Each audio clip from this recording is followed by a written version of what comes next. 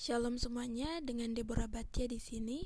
Dalam video kali ini saya akan menyampaikan haftorah yang saya terjemahkan dari tulisan Rebetsin Kanabraka dalam rebetsinKanabraka.blogspot.com.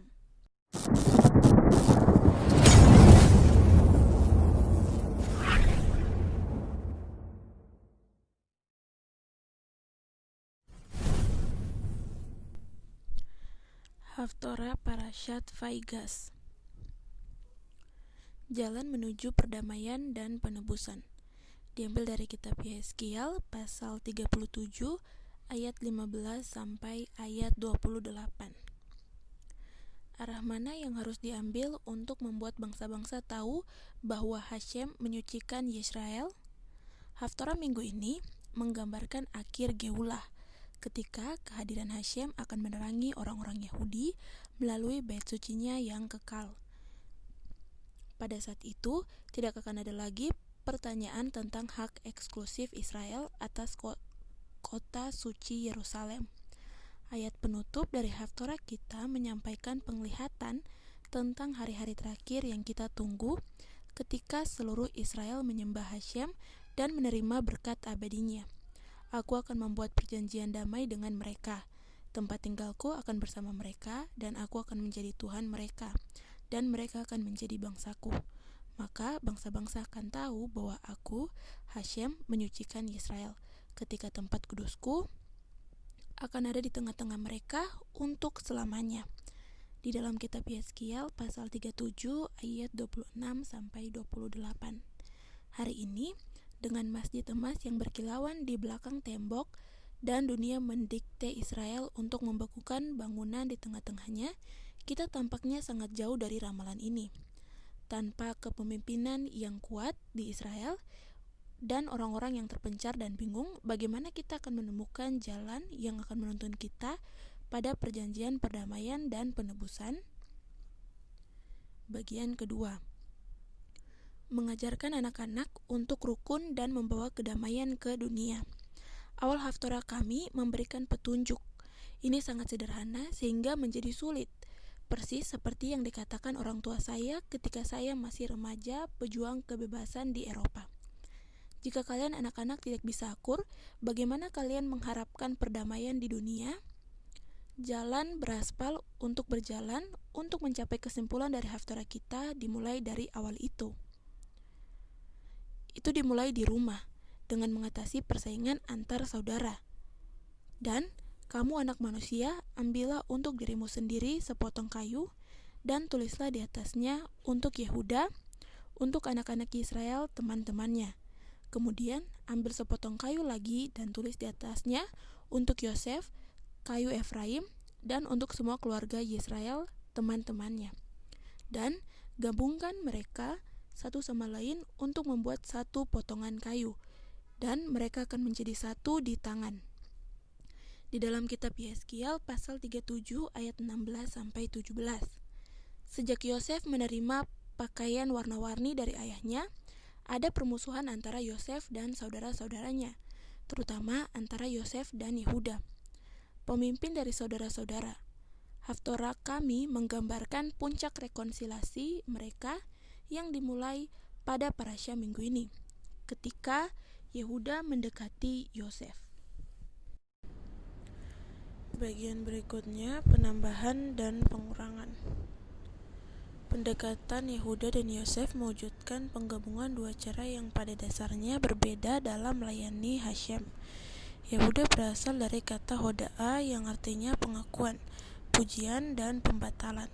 Huruf-huruf dari nama Yehuda terdiri dari 4 nama huruf Hashem, ditambah huruf dalet yang melambangkan seseorang yang tidak memiliki apa-apa. Dalam bahasa Ibrani, dal. Huruf dalet tidak memiliki sisi di sekelilingnya, dan seperti orang miskin, tidak mampu menahan apapun. Yosef di sisi lain berarti menambah atau mengumpulkan. Dia menambahkan dan mengumpulkan semua percikan suci dari dunia fisik, mengangkatnya menuju kesucian Hashem. Yosef juga memiliki kemampuan untuk mengumpulkan semua orang Yahudi.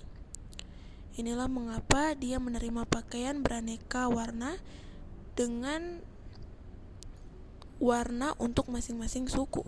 Ketika aspek Yehuda dan Yosef bersatu dengan cara tertinggi, maka bait suci dapat bersinar di tengah-tengah kita. Yehuda dan saudara-saudaranya harus mengizinkan Yosef menjadi pemimpin sementara mereka sambil mengumpulkan semua suku Israel yang terpencar dan membangun kerangka fisik Israel. Yosef pada akhirnya harus menyerahkan kepemimpinannya kepada kerajaan Masyiach ben David yang abadi yang turun dari Yehuda. Bagian berikutnya, karunia ibu. Dua cara utama dalam melayani Hashem yang diwakili oleh Yosef dan Yehuda adalah hadiah yang mereka terima dari ibu mereka. Lea menjadi pengembala Hodaya dan anak-anaknya menjadi tuan Hodaya. Ketika Yehuda lahir, ibunya Lea berkata, "Saya berterima kasih, Ode Hashem." Dan dia memberi Yehuda sebuah nama yang mencerminkan pengakuannya bahwa semua berasal dari Hashem. Ini selalu menjadi sikapnya. Mata Lea lembut karena dia selalu menangis sepenuh hati kepada Hashem. Demikian pula keturunan Yehuda. Daud berkata tentang dirinya sendiri di dalam Tehillim 22 ayat 7. "Aku adalah cacing, bukan manusia," terlepas dari prestasinya yang luar biasa. Daud tidak menghargai dirinya sendiri karena dia menyadari bahwa segala sesuatu berasal dari Hashem. Yehuda, kamu adalah dia yang harus dipuji oleh saudara-saudaramu. Yoduka yang diakui Yehuda. Hoda. Ada hubungan intrinsik antara rasa syukur dan penerimaan. Rasa syukur yang sejati adalah pengakuan bebas atas hutang yang terhutang. Aku mengaku kepadamu, aku sangat berutang budi.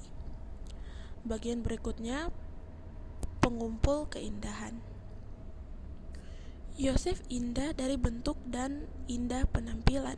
Ini karena Rahel cantik dari bentuk dan cantik penampilan. Keindahan Yosef adalah kemampuannya untuk mengumpulkan dan mewujudkan totalitas ciptaan.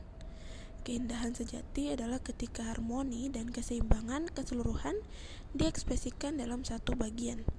Sama seperti Rahel yang dikuburkan dalam perjalanan untuk mengumpulkan anak-anaknya yang terpencar dari pengasingan.